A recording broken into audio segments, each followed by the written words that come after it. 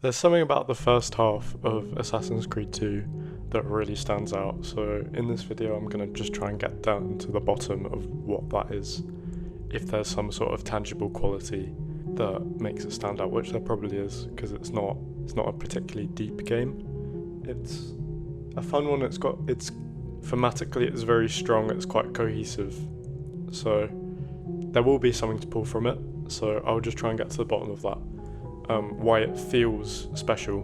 So I'll get this out of the way. The music in Florence is really good. It has that kind of playful, romantic Renaissance mood to it. Especially Home in Florence, probably the best song on there. Makes you feel like you want to climb a church or jump across rooftops in a boyish way. It's not as grim. It's got like a somberness to the end of it, but it's not as grim as Assassin's Creed 1. It's the game kind of changes tonally from Assassin's Creed 1, or like takes a different approach, and I'll get into that, but I'll just say this: the music is really good. It's memorable. It's actually listenable outside of the context of the game, which a lot of soundtracks, when you're in the moment, like say you're in a film, the music can hit and then you listen to it afterwards, and because you're only listening to the music, it just doesn't feel the same, you know? It's like outside of its own thing, so you're like, what am I listening to? Why am I listening to like intense fight music when I'm like waiting for sausages to come out of the oven or something? Yeah, so that's one thing that really helps the vibe and all of that. And I'd say the next thing is how you're kind of introduced to the plot and how easy it is to connect to Ezio, the character you play as, and also just his story in general.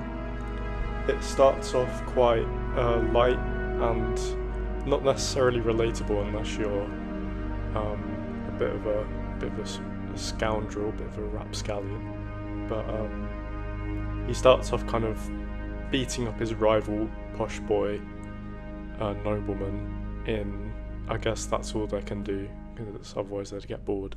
So they're just letting off steam on a bridge. That's how it starts off, and then eventually the game takes a dark turn, and it kind of, his whole family's executed basically, and in front of him, framed. They weren't guilty.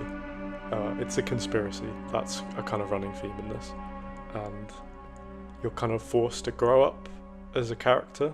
Not you, but the character's forced to grow up. I mean, you could grow up as well. I've probably got footage of me like tackling people in this, so you don't fully grow up at the start of the game, but you're forced to kind of step up as the man of the house and enact revenge. There we go, got that in the end. And yeah, it's just it's a fitting story for Renaissance Italy. I think the game does a really good job with connecting the story to the setting and making it feel cohesive. It's such a useful word. It's so useful for these videos. And yeah, I think that's why it works in taking a different approach to the first game, because it's, you can make a connection to like Romeo and Juliet. There's a scene where Ezio climbs up like a kind of high-rise, like a tower, and in through a balcony, kind of like the kind of iconic scene in Romeo and Juliet with the kind of courtly love, I'd say. Well, this is a bit more kind of teenagery, but yeah, there's kind of references to things set in the Renaissance, like a lot of Shakespeare plays. Maybe there's a bit of Othello in Ezio, perhaps. It's kind of rage, not necessarily jealousy, but there's like a kind of raw emotion to him that comes out, especially when he's younger, that recklessness. So there's a connection to that, like Shakespeare, which gives it that romantic feeling as well. Florence is a very romantic part of the game in terms of not necessarily there being any romance, but the start, the prologue is very romanticised of Ezio's youth and kind of the good times, and then the music adds to the setting and makes it feel more kind of comforting and kind of like nostalgic.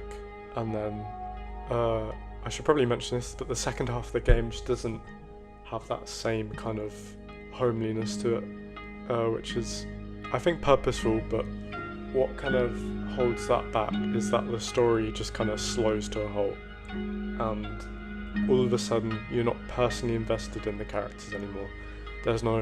You've done all of your revenge with the Patsy conspiracy and killing all the people that killed your dad and your brothers, and then you're just kind of left to deal with the rest of them.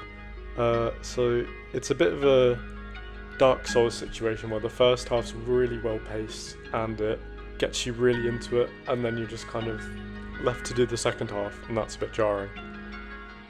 So yeah, that's kind of what I wanted to get at. Like, comment, subscribe.